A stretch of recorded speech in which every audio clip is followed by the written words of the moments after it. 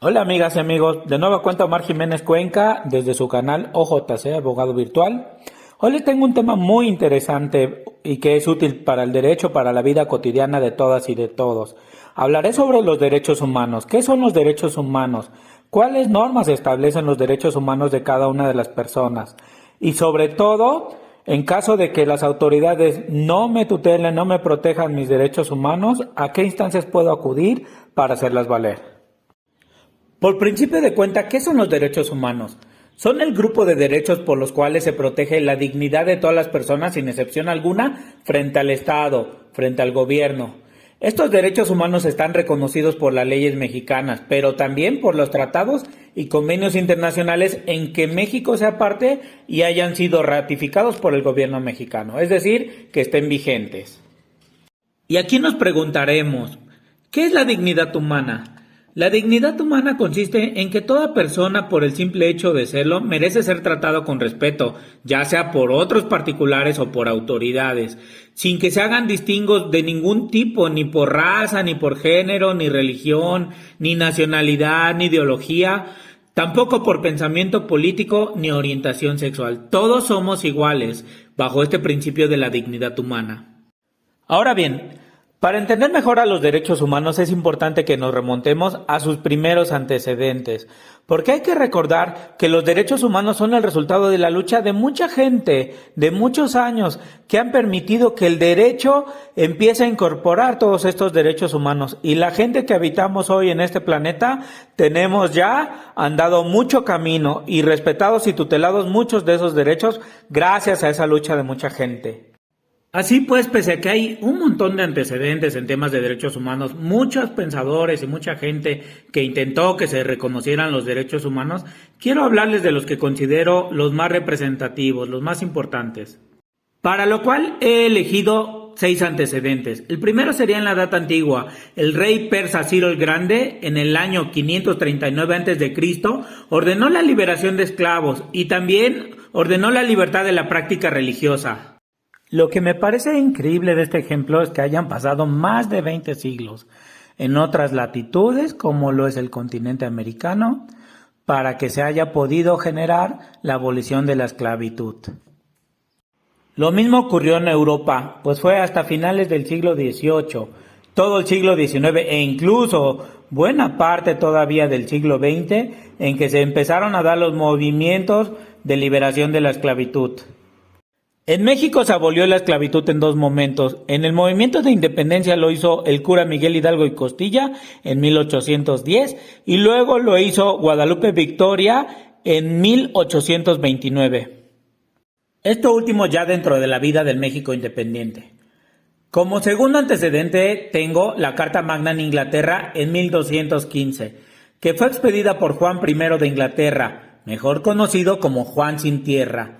En esta carta se otorgaba derechos, pero solo a las personas libres, para que tuvieran un juicio justo previo a que tuvieran alguna sanción. Y también se les otorgaba protección frente a funcionarios de la realeza.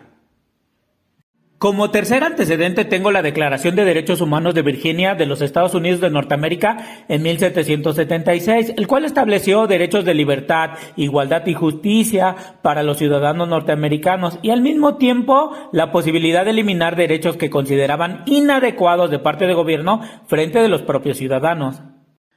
El cuarto antecedente es la Declaración de los Derechos del Hombre y el Ciudadano en Francia en 1789, parte del movimiento de la Revolución Francesa, que estableció derechos humanos de igualdad, libertad de ideas y de expresión, y también a la protección de los derechos de las personas, y a que no se prohibiera nada que no estuviera señalado de esa forma por la ley. Esta declaración francesa es la que tiene ya mayor elaboración de ideas, de derechos, de libertades.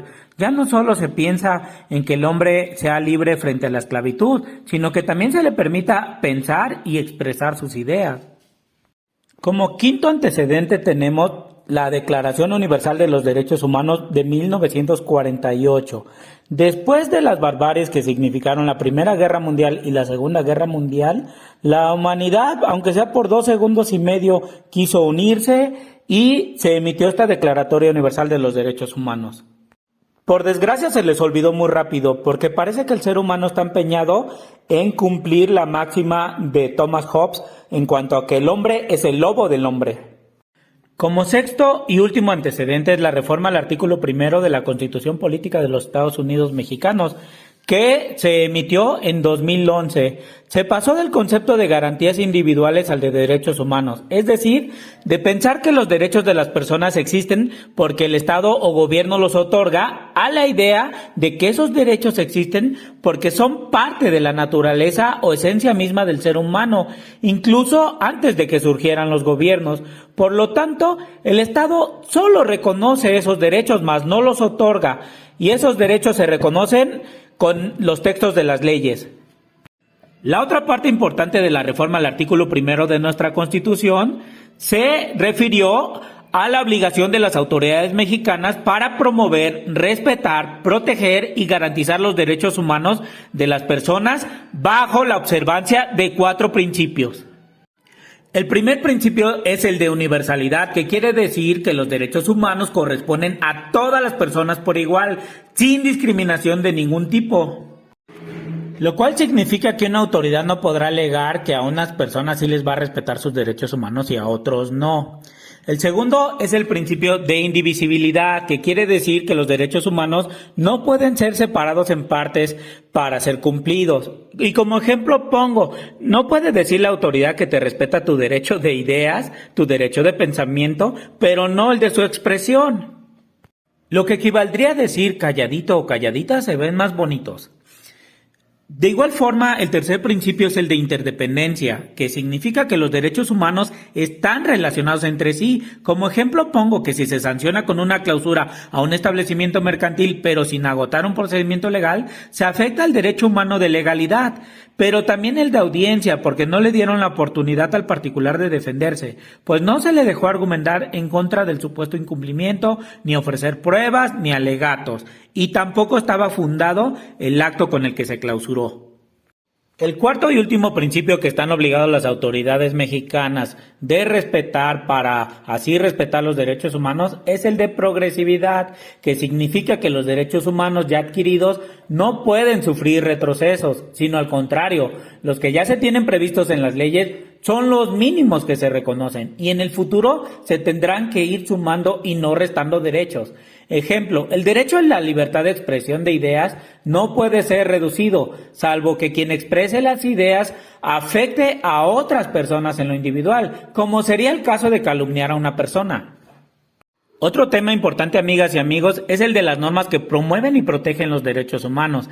En primer lugar tenemos a la Constitución Política de los Estados Unidos Mexicanos, nuestra Carta Magna, que en los artículos del 1 al 25 establece derechos en lo específico, en lo particular, a los individuos y a las personas.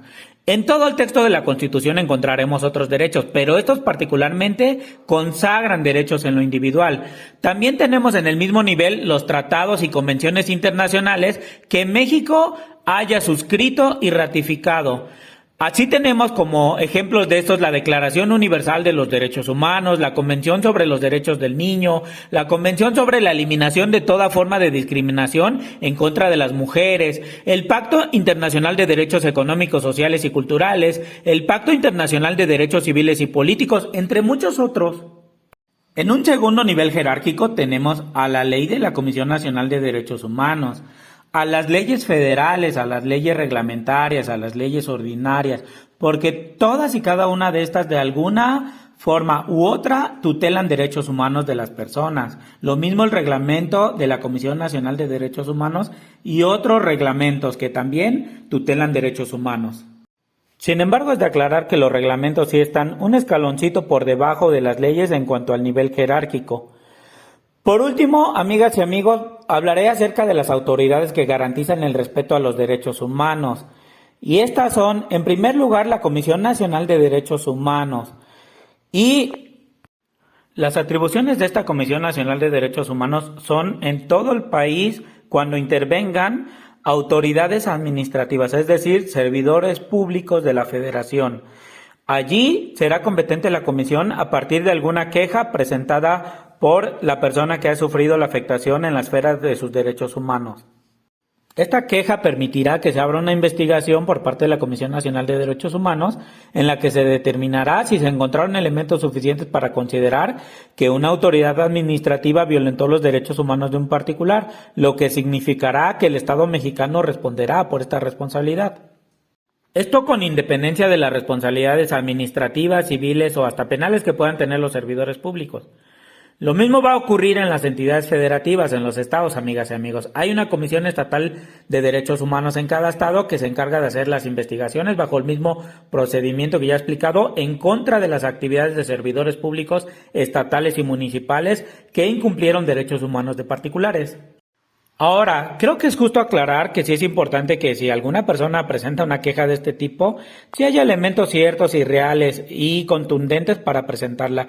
Y no solamente porque si el servidor público tuvo algún tiplecito o porque se levantó una ceja o porque le sacó la lengua. Creo que ese tipo de cosas perfectamente no llevarían a que proceda una queja. Y bien, amigas y amigos, hemos llegado al final de este video. Si les gustó, favor de regalarme un like, suscribirse y compartir. Gracias y dejo de nueva cuenta mis datos de contacto. ¡Hasta la próxima!